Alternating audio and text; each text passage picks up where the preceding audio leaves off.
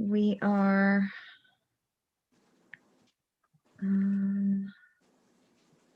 live. Right. Hey. Welcome everyone to Sunday Night Live. This is our weekly update with the Humanity First movement, and we are hosting an AMA with Thearse McCalmon. She is running for state senate in the state of New York. We're very excited to have her. We are 2 weeks away from the election, so let's all hurry to it. Next slide, Megan. Thank you. So we'll run through tonight who we are, what we do, our mission, vision, values, and then we'll roll into having an update from the interim board, a community events update, candidate support update, a state spotlight on Arizona, or is that postponed to next week? Angelo, you'll run by with that. And then a political... Postponed. Postponed, okay. And then a political and civic engagement update with Jim, and then finally, excitedly, onto the AMA. We'll finish out the evening with a hang. So we are a network of grassroots volunteers that evolved from the Yang 2020 volunteers. So we include the Yang Gang and then other people who've been finding their way to this movement post-election, from the activity that we've been doing out in the community, bringing ourselves to be known out there. Activities like the Basic Income March, activities like the movie night that we have. We're reaching out to the community with all of our tentacles, bringing people into this movement that puts humanity first and continues to grow the passion that we had all found together with as the Yang Gang. So continuing, yeah. So as you come along and join and find us, we'll connect you with folks in your state so you can build up as a state chapter.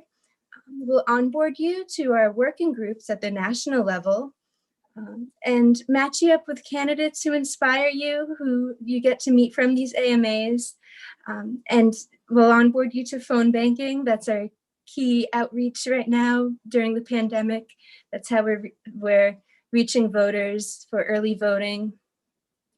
And we watch movies together. We have hangs. You'll have a taste of that tonight, coming in at the end of the meeting. All right. So we all come together under this vision that is of a future where a data-driven government prioritizes intrinsic human value and quality of life. We have, and as part of our mission, we champion those policies that put human well-being over profit. We engage in elected officials, advance candidates, as we are with Thearse McCalmon, advancing candidates through fundraising, through bringing them into our platform to lift up and give them a voice. And as we are also mobilizing phone bankers, we're building this broad coalition and growing this grassroots movement. Good.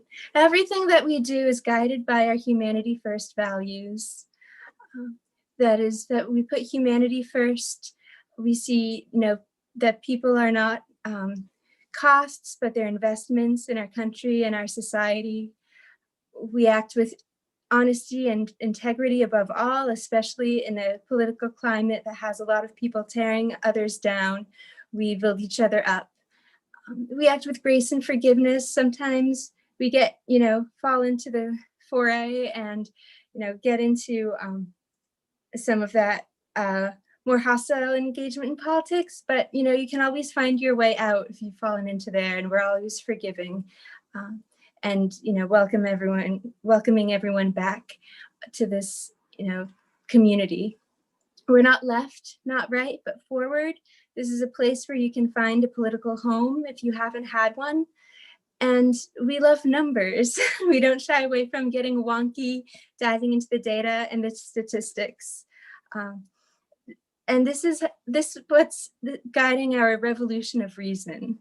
We keep a rational approach to the pressing issues of the day. And also, we're not driven by dogma. We're not afraid to make course adjustments when the data changes. Good.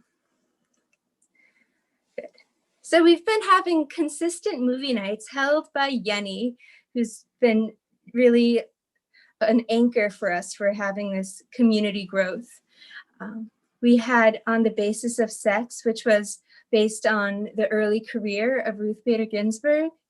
Then we saw The Social Dilemma, the one that's just sweeping the planet, about the effect of social media on our day-to-day lives and our psyche, really.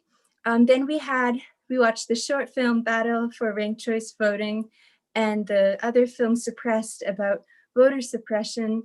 Highly recommend that 16-minute short Battle for Ranked Choice Voting. It's about the battle in Maine to get ranked choice voting on the ballot. If you haven't seen it before, take 16 minutes. It's so inspiring and really lays out clearly how we get ballot initiatives and how hard you need to fight and what fight to be ready for. This Friday, we're having a vote, I believe. Yenny, are you here to tell us more about what's coming up this Friday? I had some issues with figuring out which ones we could stream. There's some technical difficulties, unfortunately, with rights protection stuff. So I'm trying to figure that out. We'll probably be announcing it tomorrow. Okay, so then we'll announce it on Twitter and on Facebook when we have our ballot for our Friday movie. And for the following Friday, which is October 31st on All Hallows Eve. 30th. Yeah, October 30th. Yeah, that's right. Halloween Eve, we'll be watching Rocky Horror Picture Show with our channels unmute so that we can participate as is done with Rocky Horror with all the call outs and throwing rice at the screen. All of those moments like you're in a live theater. Our movie nights are a full schedule starting at 8 p.m. Eastern Time with a new volunteer onboarding. Then we get into a pre-movie hang, then the movie, and after the movie, a post-meeting hang. All right, next up. All right, good. Candidate support. If you're on the Slack, follow the calling texting channel for opportunities to be calling or text banking for our candidates. And if you're not on the Slack, then everything is also posted on Facebook and on Twitter. For the sprint to the election, the main tasks we have to doing are phone bank, text banking, and writing letters to the editors into those communities. We've got a volunteer portal through Humanity Forward where you can, it's like a kind of like a jobs listing, but it's volunteer positions where it lists the description qualifications for roles such as a phone bank captain that leads a phone bank party, graphic designers, and they're looking for people in data entry. And then I did add the link to the slides in the chat so that you can come to this slide and use those live links to sign up for your phone bank shifts. And then next up, we've got Paget, who is going to be hosting a phone bank party for Blair. This is at 3 p.m. Pacific, 6 p.m. Eastern. Paget's a very busy woman and finding time to support Blair with this phone bank party. So if you are also a very busy woman or a very busy man, I hope you can also find time. The dialer will be open all day. So if you want to hop on at 4 p.m. Eastern, it'll be open for you to come on. You don't have to wait till 6. You can be on, and you don't have to, and we'll be going till 8 p.m. Good. So to sign up, go to the bit.ly link, bit.ly/Team Blair, and that will give you all your information for training, for self-training, and everything you need to get ready. Good. And thank you. There. Hi, Jim. Turning it over to you for our last couple minutes. Okay. I guess that's pretty updated. Is it possible you could reload the slide, or is that, I don't know if that's possible. I might have done a couple things to it since you started. But anyway, I could get started, and then if a couple more things pop up, that's fine. Basically, I just wanted to highlight a few things that I think are kind of the top of the list in terms of things that are important right now in terms of political and civic engagement for the Yang Gang right now. Of course, the one thing that we don't talk about as much, but we want to encourage people, is to vote no matter where you are, no matter whether there's a Humanity First movement candidate in your state or your district. I think political participation is very important. So just remember, Yang has been promoting iwillvote.com, which is created by the DNC, but there's also Vote 411 and vote.org and a bunch of other resources out there, your State Board of Elections website, and it's really tricky. I put voter registration deadlines as a key and early voting as two key things. The deadlines are passing, for the voter registration, as you know, and then early voting is really tricky in terms of mail ballots. So I encourage people to do early vote in person, and to be extremely careful if you do a mail ballot. In Fairfax County, where I live, I hear a lot of ballots have been done incorrectly, and some of those might get thrown out without a callback to let you know. So make sure to track your ballot. You can do that in Virginia to know if your mail ballot was received, if you're going to do that, and let other people know that. But it is going to be tricky. There are going to be attempts to let people know if their ballot did not count, but definitely be vigilant and don't assume. Yeah, Jim, yeah, definitely hitting on points we learned about in the voter suppression documentary that we saw. Coming after this update is going to be the interim board update. So in the interest of time, Jim, we've got 1 more minute on the update. Okay. And anything else can't fit in can, of course, be on the channel and shared on social media. Sure. Basically, one of the things I wanted to highlight is, reminding your friends to vote as well, and making sure that they have that information. But Yang had a very busy week. I shared links in the presentation. He was in Pennsylvania today. He did a Fair Vote panel discussion, or actually he was interviewed by Fair Vote about ranked choice voting this week. He did a Trek the Vote event where he interviewed former Star Trek cast members, and he was the first moderator in like a hour-and-a-half event or something. So he was featured there. He also was part of a DNC town hall, and he also did a Qasim Rashid fundraiser for Virginia, and I got a unique link for that. So I raised some money, I hope, for that. I found out that by creating a custom link for the Asian Americans Against Trump fundraiser that Yang did, I did raise $350. So it's really valuable to just put out a custom link for a fundraiser and just see how much you can make. Feel free to click on the political and civic checklist presentation I created for folks with lots of resources that can be helpful for you. And I do want to encourage everyone to ask questions. I'm asking questions of people in the campaigns in Virginia and nationally for Biden, but ask questions and share information about Humanity Forward candidates and with the HFM candidate support channel and the political and civic engagement channel. Let us know what you're doing and how it's going, because maybe we can help each other out if there's any issues. I have found issues in some of the work I'm doing, and I'm trying to get my questions up the ladder, but it's not easy all the time. Sometimes people ignore messages and stuff. So just keep that in mind as something that we want to do down the stretch. And I'm having office hours this Wednesday and next Wednesday if you want to chat about this stuff. So please, take the next 2 weeks and get as engaged as you can. It's never too late, at least until election day.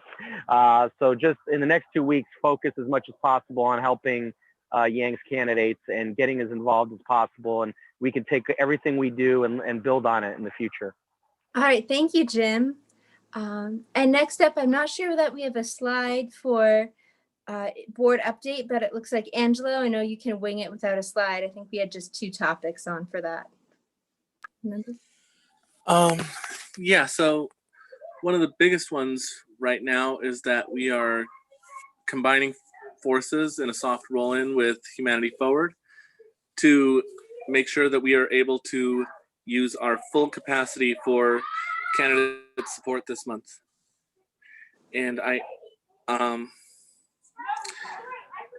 believe that's actually it for this Sunday meeting. The other is that we have an election coming up for the interim board. The board is a 7-person board, and every 2 months there's turnover for approximately half the board. This time That's not happening until late November, I thought. Right. Oh, right. But it's, time to let people know that it's coming up, so people can be thinking if they want to learn more about it. It'll be November 22nd. So that will be November 22nd for the election and November 29th when the term will begin. Good. And the hangs are a great time to get to know more about what the board is like. Also, we have on the Slack interim board feedback channel. That's also a good resource to ask your questions. All right. All right. And now coming up to ask your many questions for Teresa. We'll begin with, here's the link of Act Blue. I think, can I add it in chat right now? Yeah, we got it.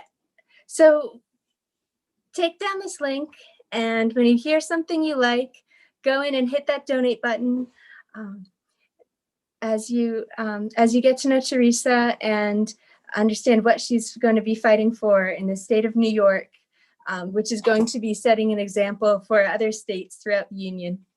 All right, turning it over to you, Teresa. Thank you. Okay, can everyone see and hear me? Okay. I don't see myself. Should I be seeing myself? Yeah, we can go off. We can go off screen share if you're not seeing yourself. No, I just Yeah, we can see you now. looking for the, okay. And I'm sure I have someone. There we go. Thank you. And I guess we'll go to the next one. Hello, everyone. My name is Thearse McCalmon, and I am running for Senate in the 49th Senate District here in New York State. This is my first time running for Senate, but it is actually my second time running for office. Last year, I ran for mayor of Schenectady. As you all know, that's where Yang was born.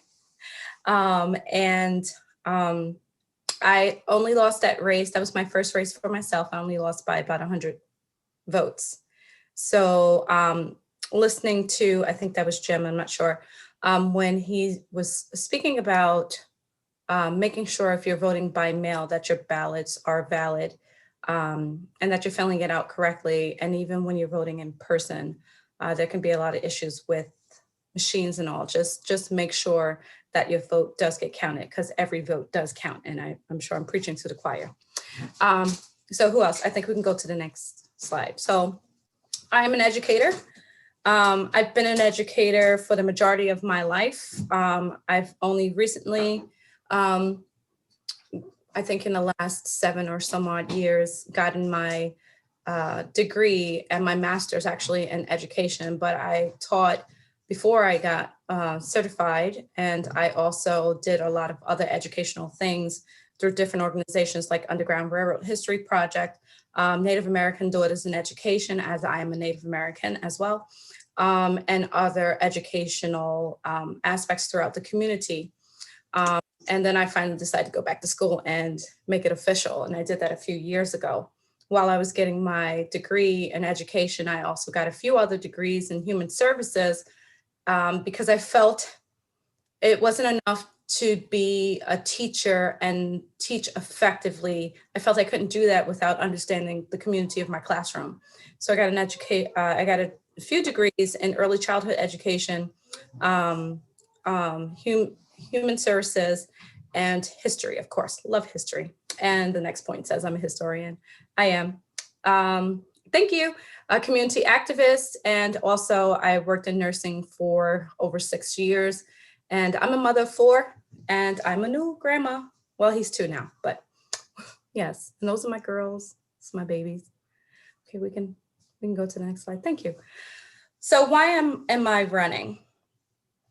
I'm running mostly because there's a desperate need in my community and the district for a leader who has actually experienced the struggles of real life, like the majority of the people in the district. I'm running because Black and Brown lives matter. I'm running because we currently have an antiquated septuagenarian career politician who has lost all relevant connection to what is actually of importance to the people, the youth, and the community as a whole. He lacks vision of what actually matters to real people, and we'll see a side-by-side comparison of his record and mine. But he's lost connection to all real people. And I'm those people, you and I, and the others on this call, we're all those people. And like you and I, we are what's important, and we know we matter, right? We have been fighting all our lives, and our parents before us, to get these career politicians to see that they are there for us and not for their own selfish goals, not to be bought out by big businesses, nor to kill us slowly by defunding our education and Medicare. I'm running because we need healthcare for all. Now, yesterday and last week. I'm running because I've always known who the essential workers are, and that they deserve not only a living wage, but a proud wage, and one that matches their superhero jobs. I'm running because those same essential workers, our heroes, have been denied safe staffing, contracts worth their time, paid sick leave, union, affordable and accessible health insurance, and a minimum wage of at least $15 an hour. I'm running because $1,200 was not enough. We need a universal basic income. We need, in the same breath, to eradicate food deserts, to expand high-speed broadband. I can't believe I'm saying that in the 21st century. I'm running because I've always seen where our truth and strength lies, who makes up the foundation of our community and our district and our state. And I've seen it all my life, and I've heard every mother's cry, my own, the recovering addict's need, the vet's pain of PTSD, and pleas for basic humanity for human sake. I'm here to take back our time stolen that has been replaced by photo ops, pontification, and borrowed ideas. I'm running because we have a need for a representative who lives like us, works like us, and struggles like us. And I know that I am she. And if you look here, you can see some of the other more bulleted points of why I'm running, but that's pretty much the whole spiel there. And I know that in this district especially, that the optics of what I bring doesn't necessarily match what the optics of the district is, but I know that I am here because I'm my ancestors' wildest dreams. And my intention, and I heard this earlier, in different words, but my intention is once I get in, I am going to lift as I climb. I'm not here for selfish goals. I'm here to make sure that all the people in my community and my district are heard, and their voices are no longer ignored. And I know that I can represent all of that. We can go to the next slide. Thank you. Oh goodness. My opponent's record. Let me close this chat so it can be bigger for me. So as I stated, he's a career politician. He started when he was like 24, I think. And most recently he had his last opponent. I actually attended that debate, and I asked him why he flip-flopped on term limits. I do believe that there should be term limits, at least in the state. 10 years, and in Congress, 12 years. And we could probably stretch that up to 13 years, but 12 is enough. But he flip-flopped back and forth, and I asked him, how does he plan to stay relevant in the next 44 years if he continues on? So he didn't answer that. He just attacked me as being a liberal. It seems, to be normal, his normal rhetoric.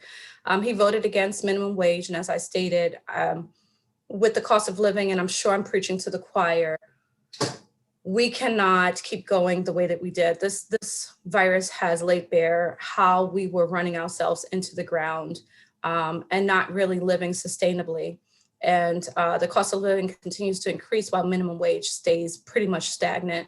And he's voted against that more than once. He's voted against marriage equality. He's voted against keeping our state workers healthy, which I will soon be. He's voted against same-day voter registration. Why? Like, he just, and he's voted for domestic violence offenders to actually keep their concealed firearms. And I am a former victim of domestic violence, and this actually terrifies me, his vote, and encourages me even more to make sure that he gets out of there and we have full representation for women and men who have been abused. You can go to the next. Thank you. So how do we differ? Next. Thank you. So health and social programs. It's really a conundrum that this man has sat on mostly all of the social services committees and voted completely against them. As you can see here, he's a member of the Alcoholism and Substance Abuse Committee, Social Services Committee, and Children's and Families Committee, which goes totally against everything that he votes for. I support New York Health Act, which we know will save $70 billion. I support UBI.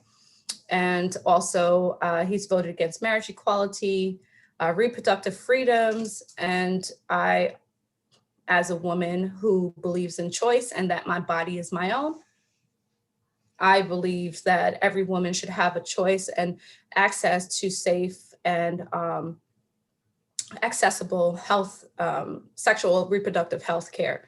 And reproductive freedom is something that's necessary. And it goes right into the mentality, what UBI will actually afford people. And we know this, UBI really hits home on so many different levels of society. If we are less stressed, we feel more secure, we have those choices readily for us, whether we want to have children or not. And it's just so many, I don't want to go in on this, but it's so many different things. Thank you.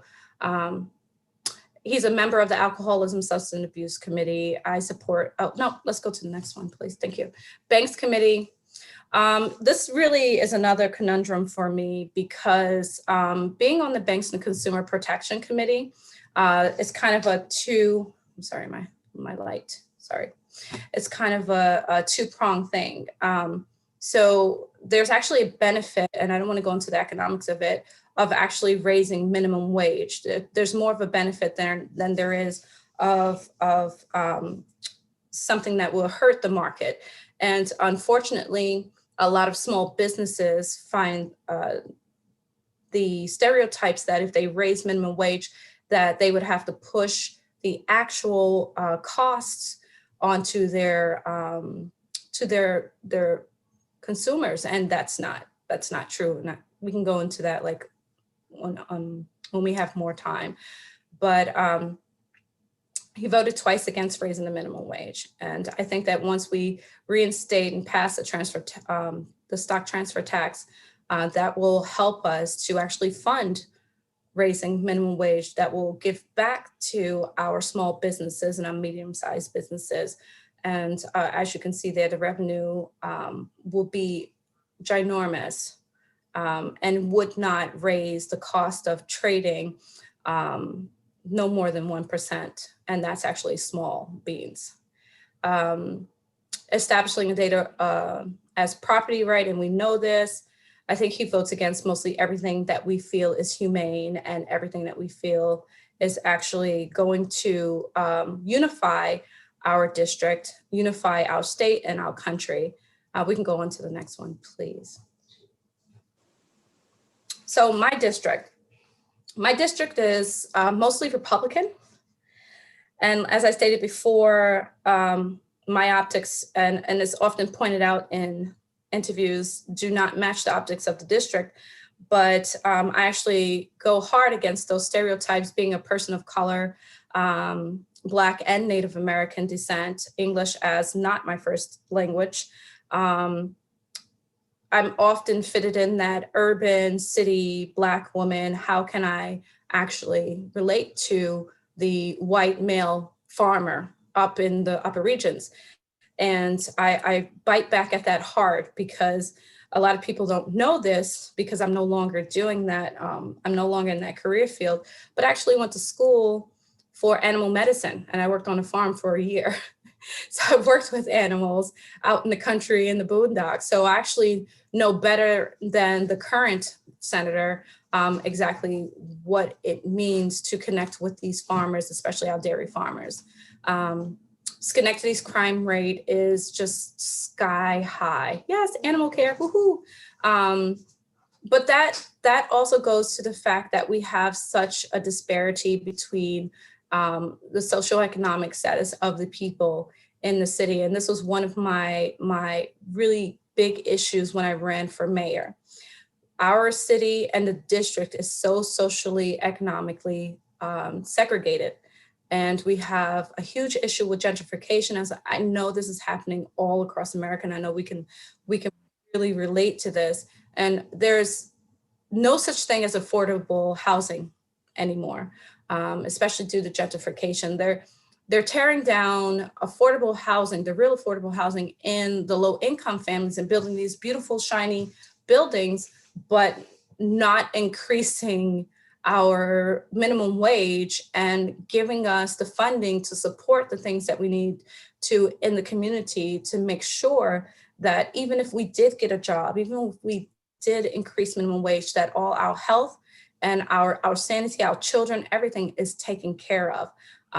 It's just, I don't want to go on a tangent, but it's not enough to just build shiny new houses. We have to take care of the people in the community.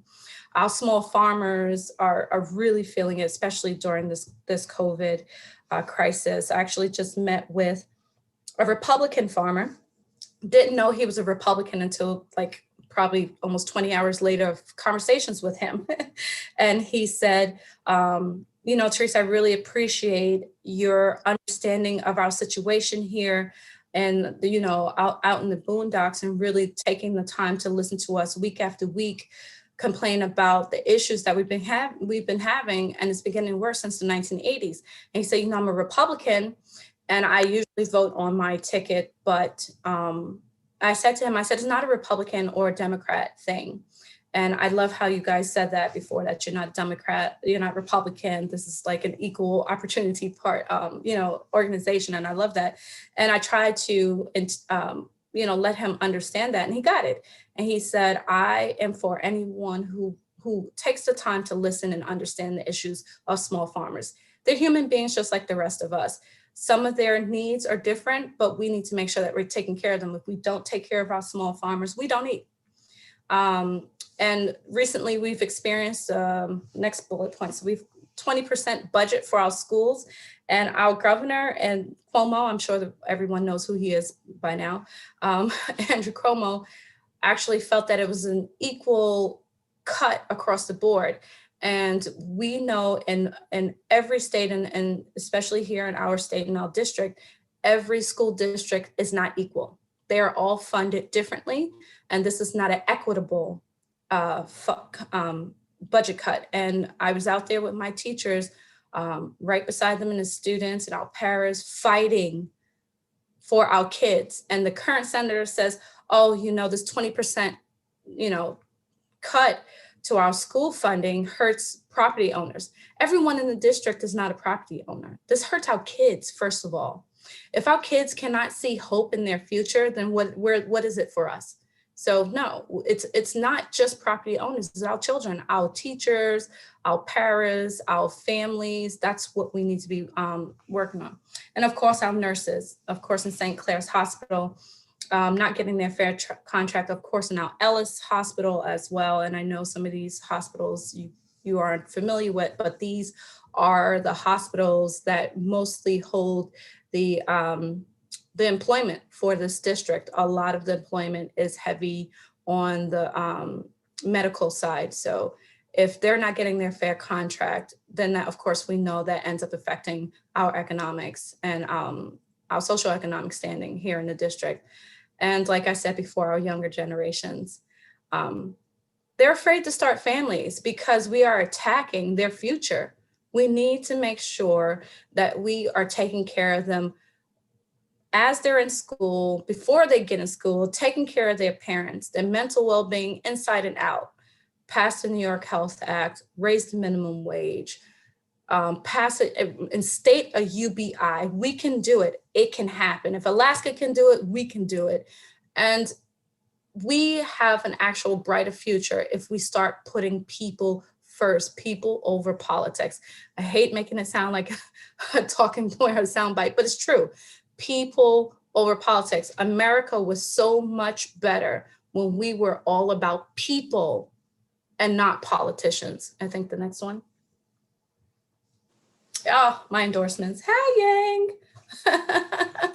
Yes, and one of my inspirations, Congressman Paul Tonko, Working Families, they have always stood by me and endorsed me, Citizens Action, Humanity Forward. Hi, guys. Emily's List, and Eleanor's Legacy should be there, but we are also endorsed by Eleanor's Legacy, the National Institute for Reproductive Health, and so many more. Actually, my press secretary, yes, Yang Gang, said that we don't have any more room on our endorsement page. So I told him to start another one. I'm not sure if that one's filled up yet, but I've actually garnered a lot of support from people. My opponent would often say, well, has been saying that, oh, I've got unions and I've got this and that. I actually like that I can put a face to the majority of my my endorsements. These are real people, real human beings who actually understand and know what it's like to live a regular life. I don't know what's on the next slide. Don't remember. Oh, I didn't know he was. Everyone say hello to Aman. That is my grandson. My daughter took that picture in front of their house, and I don't know what he's just playing with the mailbox. And he's been by my side for the most part with his avo. And oh yes, my baby, he's so cute. I was not ready to be a grandparent, but I forget when they leave the house and they go and do, you know, life, that these things happen. So I love him. I can't wait to have more, but later on. I don't know what's next. Oh, it's asking me anything. Oh, that's my baby. And I know I went through it quick. I just didn't want to take up too much time and allow for everyone to ask me a question. Questions. All right. So if you have a question, post it in the chat and we'll put you in queue. Anything you want me to clarify? And also, as with everyone else, we are working from home. I have a fur baby who likes to make a lot of noise whenever I'm in Zoom. And I try to just warn people, if I ask you just to repeat yourself, she's just probably jumped on the piano or something. Should I go off share so you have the full screen? Yeah, do that. Yeah. Okay. Oh, barking. Your cat barks? That's awesome. Oh, dog. Oh, okay.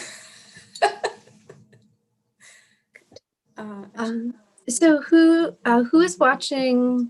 Could you post in chat your name if you're watching the YouTube live stream or the Facebook live stream? Just message me in chat so I know that's covered. But from this call, yeah? Yeah, I see one question from Edward. Yeah, it is, right. Edward is from Queens, New York, so. Oh, yes. Yeah. Born and raised in Queens, Rockaway. Where you from, Edward? Yeah. I'll ask you a question. I just want to know what part of Queens. Let's get you unmuted, Edward. Oh, Ridgewood. Okay. All right. I'll ask you a question. Is that okay, Colleen? Can I answer it? Yes. Yeah. Okay. So his question is, as your role will be to pass laws, what do you think will be the biggest obstacle to your success, and what is your plan to overcome it? People playing politics. And instead of listening to their constituents and actually passing laws that support and uplift and move people forward. I think that's going to be my biggest obstacle, trying to get people to understand that we need to stop playing political nonsense and we need to start putting Yeah, people first. it's one of the most corrupt, most well-known corrupt states in the union. Yeah. So how will you overcome it? Yeah. I mean, that's just it. I have a lot of colleagues who are actually, and I'm really confident that our squad, our New York squad, is going to move a lot of people out who need to move out so that we can get past all of that corrupt nonsense. Are you part of the coalition? No. Okay, no. I'll put you in contact Coalition. with people. Maybe we can make something happen. Interesting. Okay. You got people, huh? Nice. Okay. I'll be in contact soon. Thank you. Oh, okay. Yeah, no. Yeah, but I think that's the problem is, wrong side. This is backwards. Like I'm flipped. You look great. No problems. Thank you. Yeah, but I think that's it. Just people playing politics instead of doing their job. With you. Thanks. And I plan to be me. I like that. I know you guys are just meeting me, but know me a little bit more, I'm a force to be reckoned with. At least that's the quote from my kids. Looks like Clay's from Austin, Texas, or straight out of Philly is on your shirt. I don't know if you're. It's Eagles Day. Eagles Day. Oh, there you go. And they lost. Hi, Teresa. Hi. I was just wondering, as I was listening to you, why do you think crime is higher in your district, relative to the average for the country? It's the disinvestment and disenfranchisement of the communities. They tend to push all of their what they consider undesirables, all the hard cases in one section of the city, and just ignore them. And what happens when you're ignored, and especially we do this as kids, when we're ignored by our parents, what do? We act out. We do things to get attention. And that's no different than when we grow up.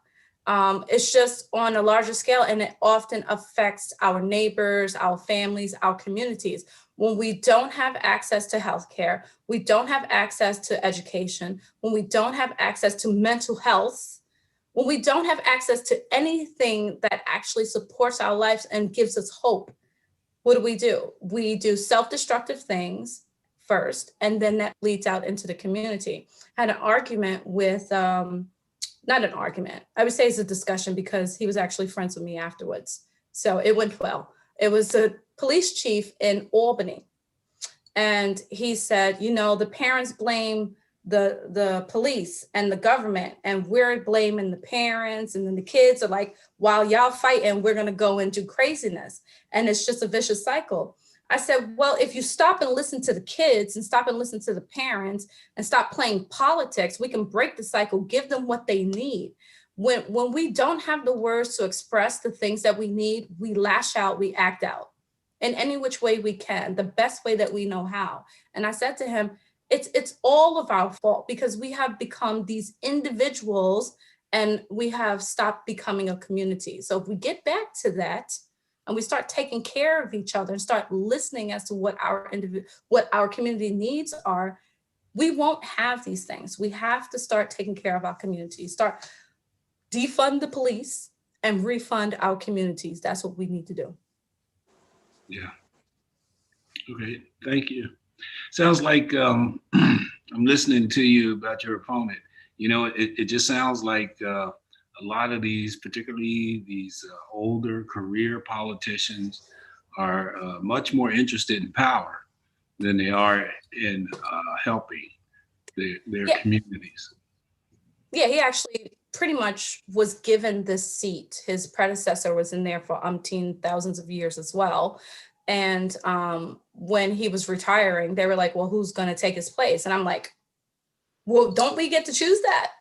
So they chose this guy, and he moved from the assembly right into there. And he's like, when I said he's got that antiquated view of who we are.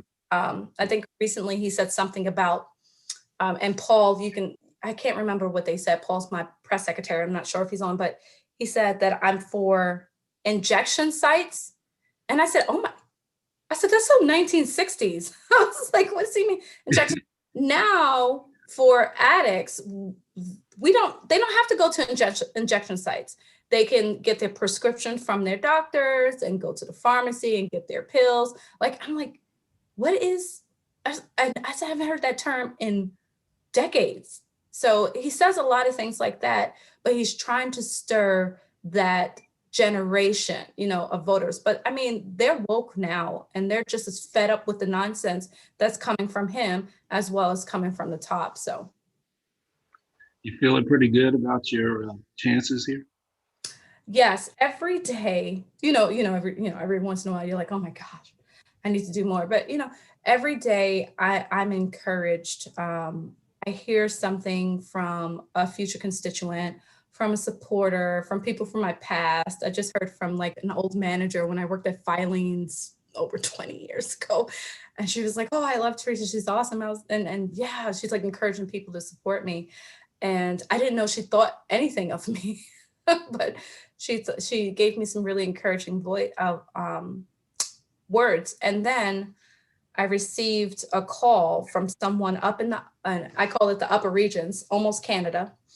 And she called me and she said, I just received your postcard. And she said, I did not know you were running. I'm so glad that I received this. And now I'm going to vote for you. And I said, thank you. She says, but I want to tell you that if I would have voted with my party, but I'm going to leave my party and I'm going to vote for you. So I'm assuming she's either Republican or independent, and she's going to, vote for me. And she said, I'm telling all my friends that they need to vote for you. So that's encouraging, because a lot of the time we're just talking to people that we know who are going to vote and trying to talk to those not unaffiliated voters and let them know that they have a real choice. So when I hear some of the other parties, the conservatives and all call me, I mean, that's really encouraging, because I didn't expect it at all. I thought I would really have a real battle in that. And as you saw the statistics, the demographics, it's mostly Republican. So. All right, well, good luck with that. Thank you. Can I get one more? I just want to know what geographical area are we talking about in New York? So we're about 20 miles north of Albany, northeast of Albany. And so you've got Schenectady, Saratoga. I don't know if you know Saratoga. So parts of Saratoga, and we go so if you take that top part of New York State, that little top half, cut that in half and kind of to the east. Okay. Kind of right there. It's really top heavy with rural, and we have a very concentrated part in the southern tier of urban. I want to say city, but I'm from New York City, so this is suburban, but it's urban. Relative to Grissom Air Force Base, where is it? Grissom Air Force Base? Yeah, is Grissom Air Force Base still there? No, not near me. Not okay, that I'm gonna shut up because I'm showing my age. That's okay. I'm a grandmother, so I mean, I got kids old enough to have kids, so I'm showing my age. It's okay. Let's see. You. What do we have here? Thank you, Clay. Thank you for your questions. Looks like Angelo in Tucson, Arizona has a question for you. Actually, I just want to, can I say, Oh, yes, Yenny, yes, there are, but they're not as prevalent as he's making it seem like I want to create new ones and just have them everywhere on every corner. It's the way that he stated it. I was like, what, dude, what's going on? So yes, we do have those still. So yes. The injection sites you're referring to? Yes. Oh, I'm sorry. I was reading and thinking everybody through my eyes. Yes. Yeah. The injection sites. What's an injection site? What is that? Injection sites. Yeah, what is that? It's to help addicts. People who, I should say, people who are recovering. I don't want to say addicts. So people who are recovering. Yeah, I can explain that very quickly. So a safe injection site is simply a place where people go to get a measured, safe dosage of an injectable drug, typically cocaine or heroin, so that they can wean themselves off of the drug while having medical staff on hand so they don't die from an overdose. Wow. So it's a safe way to, in other words, to go through recovery. So instead of using dirty needles, sharing them, and risk, being infected with AIDS or anything else, it's just a safer way to help people recover. Okay. Yeah. Yes. Wow. Okay, wait, so the chat's going so fast. It's okay. So my question for you was, what challenges surprised you most when running for office? Let me see, what challenges surprised me most? So, I don't know how to say this without sounding really funny, but so I'm a woman of color, so I don't think that I get surprised very easily. It's like, oh yeah, well that makes sense, because I have to deal with a lot of racist, sexist, ageist nonsense. I get people saying the things that I've heard before, but when you hear it from professionals, I may take like a little second look and I go, well, yeah. And then, I make the corrections. I don't think I've been surprised a lot. It's just that I'm just like, okay, so we're doing it on this side. So now the political field, I have to deal with this. So I don't know if that makes sense, but I get a lot of things like a mayor says to me, yeah, I'm glad you're running. And I was like, oh, thank you, but we need somebody in there, anybody. I would vote for a dog. I'm just glad that you're running. Gee. Very left-handed compliment. That was horrible. And I remember he said this to me before, and then I remembered who he was when he repeated this. And I said, that's you. And I said, yeah, well, I'm not a dog. So yeah. It's like silly things like that when they think they're giving me a compliment and they're trying to relate to me. It's not really surprising. It's just kind of sort of like, well, I thought that because we're like on a higher level of like dealing with people, that you would have a higher level of thinking, but I was wrong. So wrong. Yeah. That's unfortunate. However, you're running on a lot of amazing policies, so just defeat them with logic. It's something they don't use very often. That's all I can do. That's all I can do. Thank you. Yes, so true. Yeah. Yeah. I try to stay focused.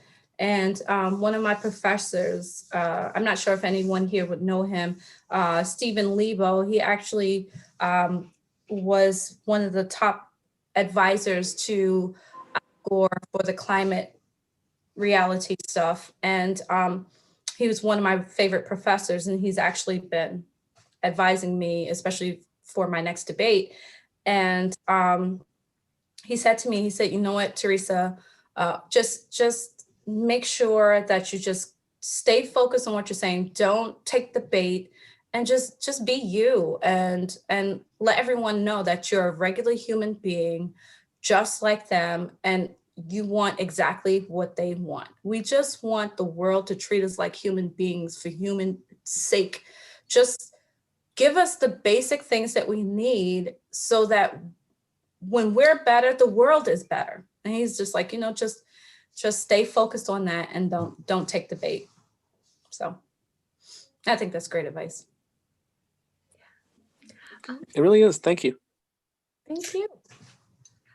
I have a question about UBI, and I'm Colleen. I'm in New Hampshire, so my question is that you are one of many candidates in the state of New York, which is Andrew Yang's state, endorsed by Humanity Forward. So one of many candidates for UBI. And there's also a UBI pilot going on somewhere in the Hudson Valley area. Hudson, New York. I used to live there. Yes, I have a lot of family down there. Yes, Hudson. Yeah, I think also some piloted, like I think Yang is piloting some with families in the Bronx. So I was wondering if you and the other candidates have been like communicating with each other, like when you get into office, what's your strategy to take Albany by storm and get this in? We actually have not been communicating as much as we would like, because of COVID. Like, it's really taken up a lot of our brain space and our time. But we do like connect virtually through Zoom. Either it's like some, joint meet and greet or phone bank or something. We do have time every week or something like that, or every other week. We do have time to connect and say, hey, what's going on with you? And what do you think we're going to do? We haven't spoken so much about what we want to do going forward, just mostly what we're going to do to win. I do suspect that that's going to be a real like meeting of the minds after, all ballots are counted. And I'm really looking forward to it. I know a lot of these candidates. I've worked with them in the past. Some of them have been friends for years. And I've been to protests side by side with a lot of them. So we are very like-minded. And I think that Albany really doesn't know what's about to hit them. And it's going to be, I'm just so excited for my community because they've been shouting for this for the longest. And so have I never thought it would be me to be that person. You know how they'd be like, so can we get a volunteer? And everyone's like, like, great volunteer. Oh, yeah, you should do it. You don't think of yourself. Yeah. I actually did that in a meeting. And then someone said, well, why don't you do it? And I was like, not me. Mm-mm. And then they were like, yeah, you should definitely. And I was encouraged by a lot of these candidates as well. It's like, Teresa, you need to do it. And I was like, I'll try. We are. So I think I can't wait. I can't wait, Colleen, because it's going to be really amazing. It makes me very hopeful to think of that possible future. That's exciting. Yenny, you said there's another question coming in from YouTube. Can you read that out, Yenny? Yes. So this is coming from Poe. What policy are you most excited about? Oh my gosh, I have to choose.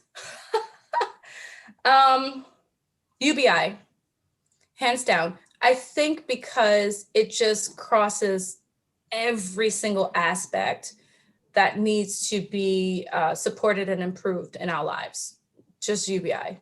There's so many things, so many great things that can happen once we have instituted that. So definitely universal basic income. And I'm not just saying that because we're with the Yang Gang, Humanities Forward. I've done my research. I tell you in the beginning, I did not know a lot about it. My press secretary was like, this guy really, you and him really sound a lot alike. You need to look into him. And I did. And I said, oh my gosh. I was like, yeah, we really do.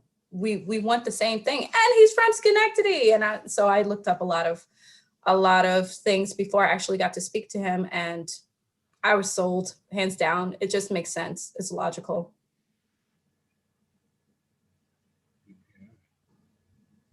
Wonderful. I'm going to ask a follow-up to that. What would be your second? I still have to choose. I didn't know we were going to rank these. This is not choice voting. Oh my gosh. Let me see. Oh, what's my next choice? I guess passing the New York Health Act. New York is often the trendsetter, right? And we're trying to get that single payer, passed on the federal level. I think once we do that here in New York, everyone will follow. We have to be unafraid to take care of our people, to make sure that they're healthy inside and out from top to toe. So we have to make sure of that. So I think my second would be New York Health Act. Am I going to get a third one? What's the third? I mean, if you want to put a third. Thank you very much. You're welcome.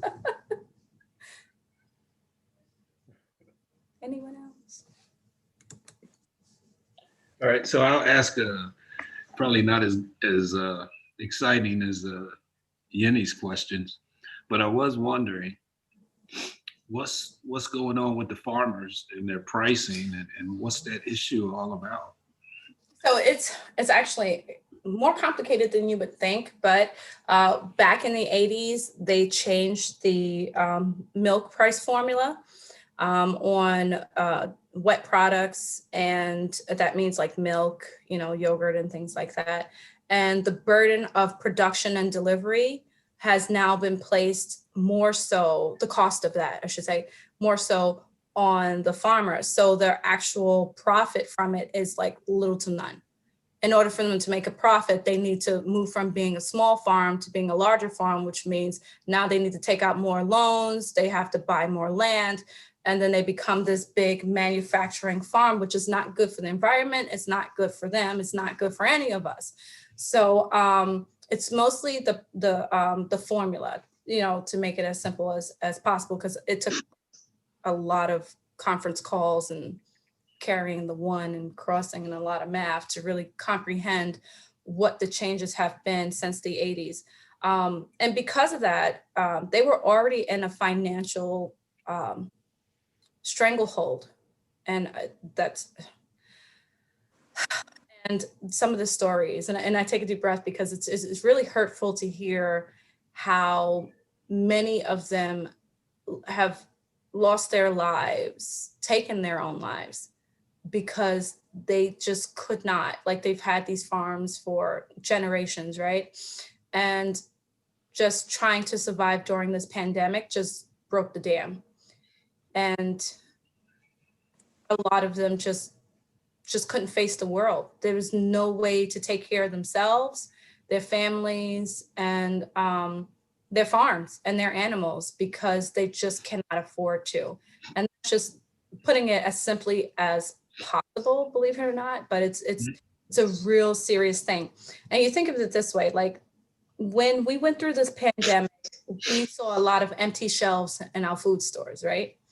They were empty because a lot of our food is imported from other places, especially in New York State. We get a lot, which makes no sense. 90% of the state is rural. We have we have the great Adirondacks. It's rural, it's a lot of farms. So we're shipping in from plates from all over the country and all over the world. When we have that access to that food stuff right here in the state. But because they're small farmers and a lot of different small farms, it doesn't mesh with the capitalistic mind of the world. So to support these small farmers, which would mean less profit for big businesses, less profit for certain ag organizations, but more support and profit for our small farmers, a better environment, and healthier people in turn.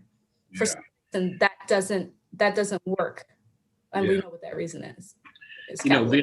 Being from Philly, I don't know a whole lot about farming, but I have know about eating. Yeah, I know about eating, but I've kind of heard this trend going on with small farmers.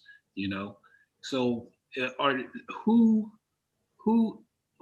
do you know who's driving this? What companies are driving this type of this, like you say, this capitalistic approach here? Yeah, I think the DFA and another big ag group that's actually supported by the state and the federal government. So they're more into supporting big manufacturing farms than they are into small, because they can't make a profit and they can't control the food stuff and where it goes. So it's control of food, control of people, control of community, and of course, control of the commerce with that. And it's not profitable to have independent farms in that sense. There's others, but I don't Yeah. Because of the farmers, they've warned me, you know, it's really been deadly for them. Yeah. So I'll just say that it's been really scary for them, even to get to speak to them. Like, and some of my team can attest to this. We've been working since January to meet with a farmer so that we can just like do a nice little, you know, spot on their farm and just interview them and get, instead of me just saying, yeah, farmers are telling me it's really horrible, have a farmer actually say it. And they absolutely positively refuse. They were like, a lot of our friends have lost their lives Oh my and goodness. farms because they come forward and are complaining. So Oh my goodness. Okay. it's really bad. It's really, really bad. And if you think of that, what does that mean for us? Yeah. What is that? Exactly. Like, that's really, really serious. We won't have access to fresh food, to unprocessed, you know, what was that commercial, genetically modified, which I forget, that woman's like, I'm not genetically modified, whatever. So just having access to seeds, having access to food, fresh foods, vegetables, eggs, you know, milk, anything, just having access to that will no longer be a thing if we do not save our farms. Actually, they're saying it's bad to the point where I think we're at the end of the rope, actually. Is there anybody at maybe the federal level or some agency or anybody who has any kind, I mean, this just sounds like very fearful, you know? It is. And we need to do exactly the opposite of what they're doing. Yeah, and I think that's why they rallied to me, because I didn't make promises like, yeah, we're gonna do this and this and that. I just said, what do you need me to do? Because there's so much more that I don't fully get, you know, and they're not able to tell me that much in like 12, 15 hours of phone calls. But what do you need me to do? Tell me what you need me to do, what you need me to say, who I need to talk to, and that's what I'm gonna do. It's gonna be a fight, and they know it, but I'm willing to fight this fight with you. Fight it tooth and nail. And I think that's why they're rallying, because I don't know why, but I don't think they've had anyone say that to them, because it's just, you can hear it in their voices on the phone. When I said, okay, we've got all these issues, what do you need me to do? There was silence. They couldn't respond. And he said, we'll get it together and we'll put it in. And they've been fighting this for over 30, 40 years. And I don't know if anyone's ever asked, just tell me what it is you need me to do. And they were like, we'll send it in an email. That's how much they've been ignored. No one's ever listened. They just come and say, hey, if you vote me in, I'll be for you. No, it's not enough just to get that vote. You need to really represent them and be their voice and fight for them. Yeah. Thank you. You're welcome. 2 more questions. Next from Yes, Yenny. we can't. I see. Post said we can't exactly grow bananas and avocados here in New York. No, but we can grow like regular stuff that we eat every day, salads and things like that. Definitely. Eggs, honey, you know, we do. Lots of apples. I was about to say, thank you. We do have some fruit trees here in the state of New York. So we definitely can do things like that. So we can actually be more organically sustainable sooner than we think. We just have to do the hard work of getting our, excuse language, our shit together. We just have to like sit still and say, okay, how can we really do this? Save ourselves, save our planet, save our farms so that we can eat and live and leave a world for our kids, for my grandbaby. Yeah. We can do it. All right.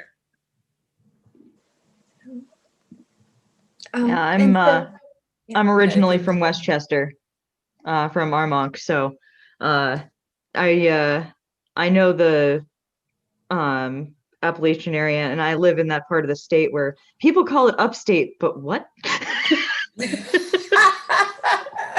I know, right? Like, oh my gosh, I hear you. Yeah. So I'm actually curious what your stance or position is on universal broadband, universal internet access. I feel like it's sad that we're still having this conversation in the 21st century. We should, and I'm assuming you mean universal access to high-speed broadband. Yep. Yes. Yep. I'm like 100% for it. A few years ago, I think this is when Gillibrand first ran, a legislator, and I do apologize, I don't remember the name of the legislator, was driving up in the Adirondack somewhere. Their vehicle went off the road. They got into an accident. And I think it's a few years ago, she was calling for help, tried to, but she had no cell service. She had no access at all because it was in the middle of nowhere. So there are no cell towers, there are no anything out there. And if she was able to at least get a little bit of a signal, she would have survived maybe a little bit of frostbite here and there, nipped on her toes and fingers. She would have survived. And I think it was it was a while ago and I can't really remember, but she ended up dying. And they found her, they found her a while later, and saw in her phone that she was trying to reach someone. So it is that serious that, after that, we got some cell towers up there, you can get some spotty service nowadays, but it's still, even here, I live in a city area in Schenectady, and we have to find the corners of the house where we get like at least 4 bars, 3 if we're lucky. So I think that we need to just stop playing around with people's lives and just do the things that need to be done to make sure that we're safe all around, whether we're all the way up at the borders of Canada or we're out there where you are. We need to make sure that everybody has access. It's literally a matter of life or death. And I can put that on my list. I don't think it'll be number 3, but on my list of things to actually push forward. We can't survive without it. I have friends that grew up out there that they had satellite, and good luck anytime any weather came through. Yeah. I have students up there. I call it up in the mountains. And it's sad because they're not too far. I think they're maybe 20 minutes away from my house, but they're up on the mountain. But they're still considered like part of the town proper. But they're up and I call it up in the mountain, top of the mountain. And whenever I went to visit my students, I would say to my daughter, my 14-year-old, who actually is on the spectrum, so she has Asperger's, so she needs that, a surety that mom's going to be there. And I have to explain to her, this is when she was younger, I had to explain to her, I'm going to be in the mountain with my student. You're not going to be able to connect with me. And every day, it didn't matter that I said it the day before. I had to let her know, you're not going to be able to connect with me. And it was just a stress in her life. So you can imagine that people live that every day. And I just had to do it for a school year. And my daughter was just stressed every single day. So no one should live like that. No one should. No one should die like that. Thank you. Thank you. Here we have our last question coming in from Megan. So you were telling us earlier that, you're the one when it's like, all right, we need a volunteer, and a volunteer, Andrew Yang tweeted earlier on in his campaign in 2019, he said, when you're young, you think the cavalry is coming. And when you're older, you realize the cavalry is you. That's what we're like, Yang Gang is learning about ourselves. So Megan's asking, what advice would you have for someone, quote unquote, inexperienced with politics? That would be most of the Yang Gang. What advice would you have for such one considering running for the first time for some sort of office? Oh, that's a big question. So I'll tell you, with me, I only recently became comfortable with, and I'm still not that comfortable with calling myself a politician because of the negative connotations attached to it, and that's totally not me. I called it getting involved in my life. And my life is connected to so many others, same as yours. I'm connected to you. We're all connected, right? So getting involved in my life meant that I started to really care more about what was going on in my community.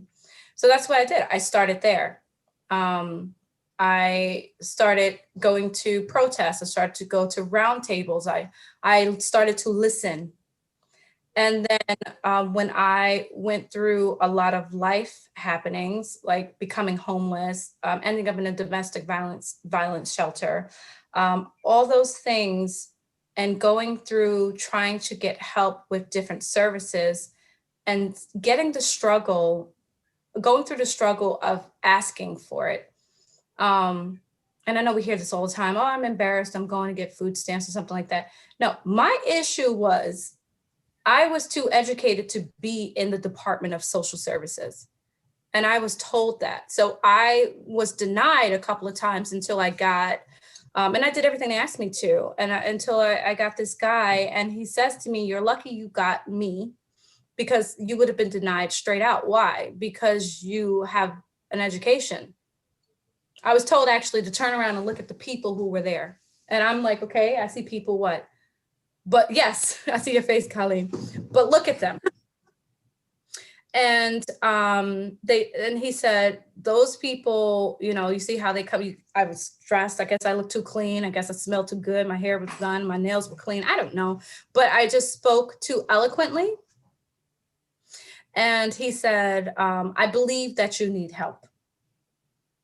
So I'm going to give you some help. And I couldn't understand that. So I said, well, I need to start asking questions. And he also told me that there's a lot of things that they won't give you if you don't ask. So how would we know about it? So I said, oh, if I'm going to learn everything that I can about whatever's there to help me get back on my feet and help my children eat and go to school, with a straight mind instead of worrying about their belly, I want to learn everything possible. So I started asking questions. That wasn't enough because not everybody answered the questions. So I said to my husband, I said, I'm going to go back to school. I said, because there's something about this system that I'm not getting, the world system. I need to know more. So I need to go re-educate myself. And I needed to learn what they knew so I can use that to help my peoples. So I went back to school and I got 4 or 5 degrees in about 4.5 years. I just kept going and going. I wanted to learn more and more and more. And in the meantime, I got involved in different political candidates. So someone who was running for ward leader in Albany, I helped out on the DA's race. I helped out on the mayoral race. I just absorbed as much as possible and I asked questions. Don't think you understand when you know you understand, because there's so much that you don't know, if that makes sense. So ask, is there anything else? Ask the silly questions because they're probably not. You need to, and get involved. Ask. And for me, I don't take no for an answer. When they told me they were changing my degree program and I had to go do something else, I harassed them on their lunch break and say, y'all gonna help me get where I need to go, because I don't have time to wait. I have things to do. I have children who are about to grow up and I don't want them going through these things. And I have family members who are going through things and I want to make sure that I'm there for them and make sure they don't go through the same nonsense that I went through. So just ask questions, get involved, do an internship in the Senate or the Assembly. I pretty much budged myself into a lot of these things. I refused to take no for an answer because I didn't want to go back to struggling and trying to figure out why the system doesn't work. Well, now I know, because it's created to not work. It's yes. To keep us down. Yes. And there are a lot of people who are involved in making sure, voting like this guy, voting against humanity. to keep us down so that the people on top can keep making money. And that's ridiculous. It shouldn't be like that. So now that I know, I'm running for Senate so we can stop this shit.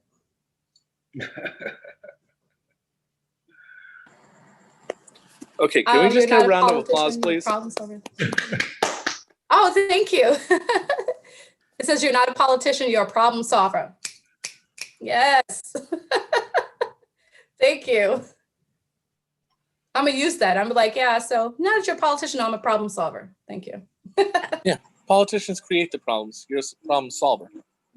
That's right. That's right. Politicians are there for themselves. I'm not there for me. I'm there for everybody. Yes. Coming to close out here, we've got this the Act Blue link to donate for you. I just dropped it in chat. Here it is once again. How can we as volunteers help you, Teresa? Heather, how can they help? Jacob, come on, turn on the microphones. Come on.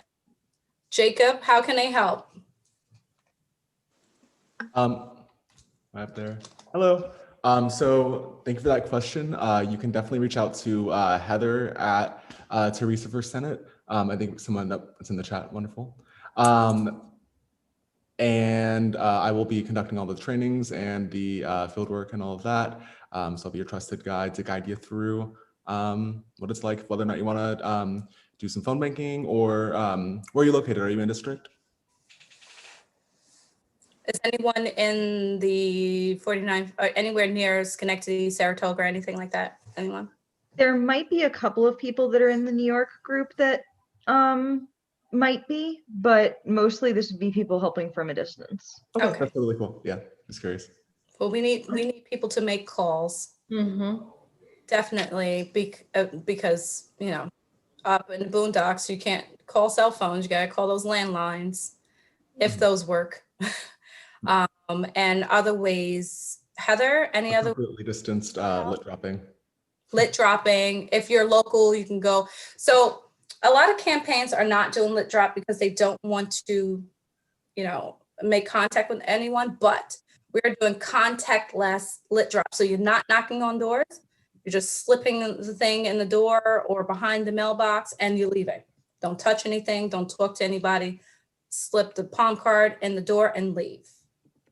And just plaster it in the neighborhood. Let them know they have a choice. That's what Antoine Pierce called that ding dong drop. Oh, I like that. A new term. Another one. Thank you. Love the gang. All right. Yeah. So I'm candidate support liaison. So I'm already in touch with Heather. And if anyone here is looking to, Heather dropped her email in the chat. If you're on the Slack, then I'm addressing volunteers here. If you're on the Slack, then everything I learned from Heather, I will transfer over to the Slack. So you can get information from that. And if you're not on the Slack, then get in touch with Heather. Yeah. So before we leave, as a Native American woman and as an elder, I just have something I have to say because it is my responsibility to say this. And also, and if you need to, if you want to ask me more questions, you definitely can do that. If someone can put the email in there, you can email me, ask me more questions if we missed any. But I have to say this before we go, and please accept this and the love and the peace that it is given. Everything we do it for peace. We do it for children. We do it for our families. And most importantly, we do it for Istan-Ba. Istan-Ba is an Apache word, and it means for the women. Because without women, there would be no us. We wouldn't have Universal Declaration for Human Rights. Thank you, Eleanor. We wouldn't have unity in South Africa. Thank you, Winnie Mandela. And we wouldn't have nationwide free lunch programs. Thank you to the women of the Black Panther Party. And thank you to all the women who have given us words of wisdom. Zora Neale Hurston, Maya Angelou, Angela Davis, and more. Thank you. Because without women like Shirley Chisholm, Kamala Harris, I would not be able to run. So everything I do will be Istan-Ba because it will always be for all of us. And I give you that in love and peace. Don't forget the notorious RBG. That's right. Yeah. And that's it. That's all. That's why I had to say that. Well, thank you so much, Teresa. You've been a hero to us tonight, or heroine. Thank you. Do this. Yeah. Is there anything else before I take us off live? Colleen? Oh, I don't think so. That was such a beautiful closing. Yeah. Thank you so much, Therese. Thank you. Thank you all for having me. Thank you. And Look. for everyone watching on YouTube, good night, everybody. Good night. And for everybody here.